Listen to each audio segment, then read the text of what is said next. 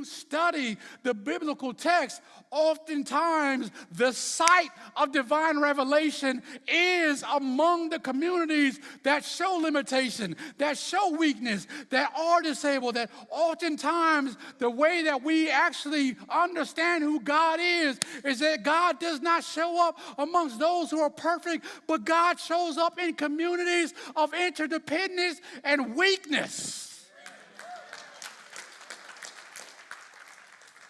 So Jesus disrupts the theology that God only self-discloses amongst those who have it all together.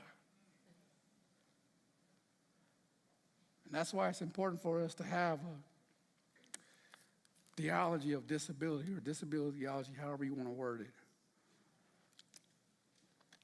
Because it rearranges the theological imagination by questioning culturally, listen to me, culturally, not biblically. It causes us to reimagine and question culturally ingrained ideals of perfection and rugged independence and healing and bodily wholeness. It exposes the limitations of a revelation model that prioritizes individual ability and cognition, while it neglects the theological significance of embodied experience and shared suffering.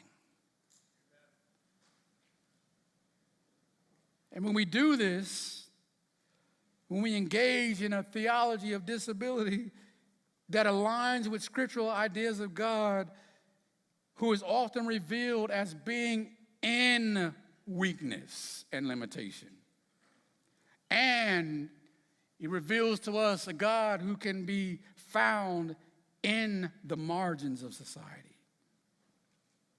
See, the experiences of people with disabilities are actually central to theological reflection, because it offers profound insights into, watch me, the nature, character, and intentions of God. Jesus says, if you want some authentication that I am who I say I am,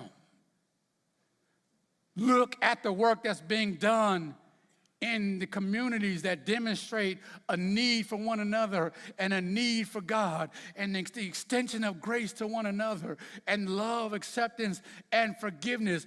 If you want to know, as the young people say, that I am him, look for the work that's being done in this community.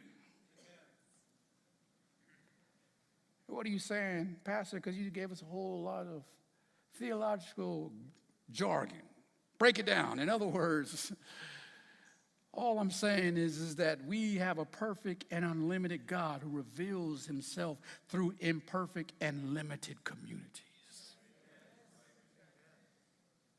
And when we understand this reality, we resist the urge to pity families impacted by disability, and instead we can point to families impacted by disability as pictures of God's unending and unwavering love.